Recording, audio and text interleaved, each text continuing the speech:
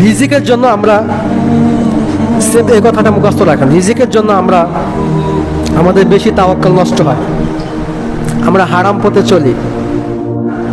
সাহাবায়ে কেরামদের এবং কোরআনে আল্লাহ সুবহানাহু ওয়া তাআলা রিজিক বৃদ্ধি পাওয়ার কিছু আমল আছে করবেন, তার মধ্যে একটা হলো পিতামাতার খেদমত।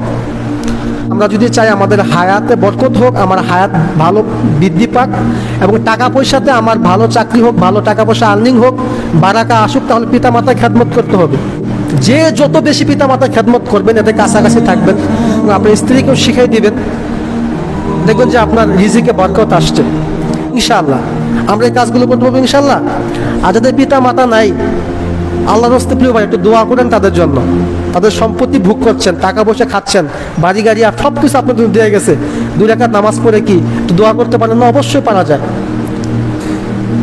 একটু দোয়া করেন, একটু দান সাদকা করেন।